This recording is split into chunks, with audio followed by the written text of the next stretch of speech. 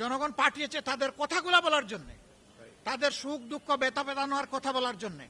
আরেকটা জিনিস আপনারা লক্ষ্য করেছেন, প্রথম দিনের বক্তব্যে স্পিকার মহোদয়কে অভিনন্দন জানাতে গিয়ে বলেছিলাম, মাননীয় স্পিকার, অতীতে এই সংসদে অনেকে নাচেছেন, গান গেয়েছেন, মানুষের চরিত্র হনন করেছেন, একে অন্যকে গালিগালাজ করেছেন।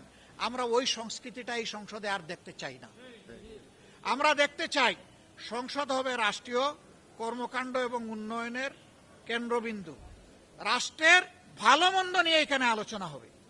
এদেশের স্বাধীনতা সার্বভৌমত্বকে কিভাবে সংহত করা যায়, যুব সমাজের হাতে কিভাবে কাজ তুলে যাওয়া যায়, বেকারত্ব কিভাবে দূর করা যায়, ইন্ডাস্ট্রিতে কিভাবে বিপ্লব আনা যায়, সেই বিষয়গুলো নিয়ে এখানে আমরা মনে করি যে আলোচনা হওয়া উচিত। আমি আপনাকে বিনয়ের সাথে অনুরোধ করছি যে ওই ধরনের চরিত্র হননমূলক কথা আপনি কাউকে বলতে দিবেন না।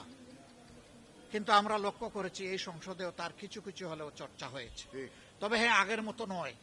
এখানে আমরা আশাবাদী যে ইনশাল্লাহ এই নোংরা ধারাটা বন্ধ হবে।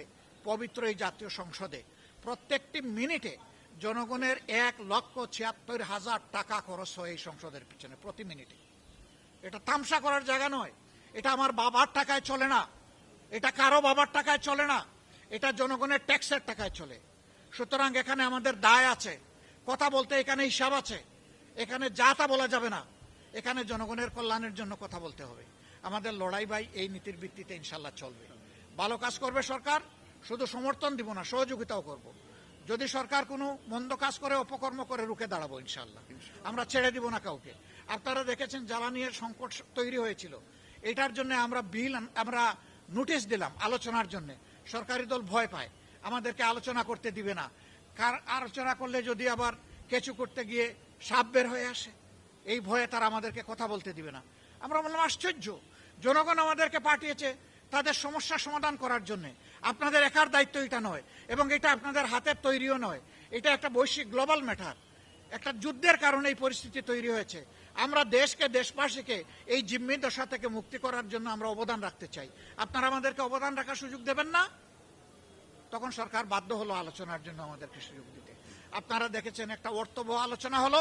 পরের দিন আমাদের প্রস্তাবের ভিত্তিতে মাননীয় প্রধানমন্ত্রী এসে বললেন যে আমরা এই বিষয় নিয়ে কাজ করার জন্য যৌথভাবে একটা কমিটি করতে চাই।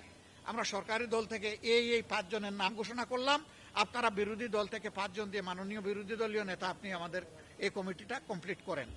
আমি এটাকে অভিনন্দন জানাই, বললাম যে আজকের ভিতরেই আমরা করছি।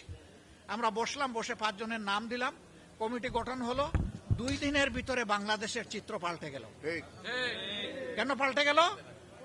কেউ কেউ বলতে থাকলো এটা অল্প, বলতে থাকলো যে এটা আর্টিফিশিয়ালি করা হয়েছিল, জামাত তাদেরকে উস্কাই দিয়েছিল।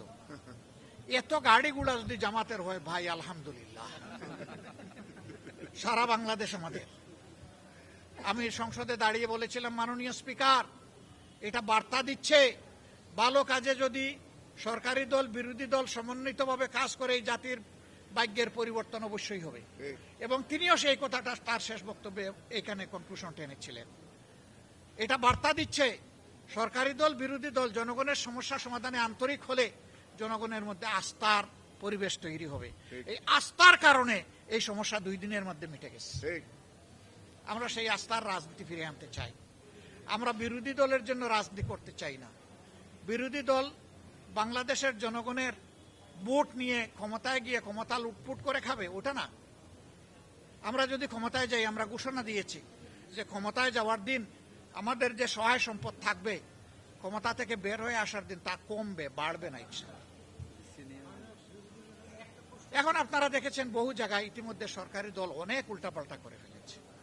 তারা গণভোটকে অগ্রাহ্য করেছে, তারা বাংলাদেশ ব্যাংকের গভর্নর পরিবর্তন করে অত্যন্ত দুর্বল বিতর্কিত একজন মানুষকে সেই সম্মানজনক জায়গায়, আমানতের জায়গায় বসিয়েছে।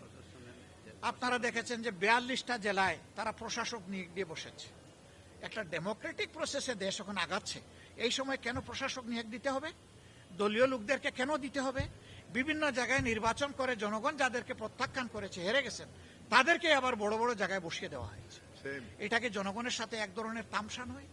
আবার বিশ্ববিদ্যালয় যেখানে জ্ঞানের চর্চা হবে, আমাদের সন্তানগুলো মানুষ হয়ে পরিপক্ক হয়ে একজন যোগ্য নাগরিক হয়ে বের হবে, সেখানে এখন দলীয় অনুগত লোকদেরকে বিসি, প্রবিসি, প্রক্টর, প্রভোস্ট এই সমস্ত গুরুত্বপূর্ণ পদে এখন নিয়োগ দেওয়া হচ্ছে। এগুলোর কোনো জবাব নাই।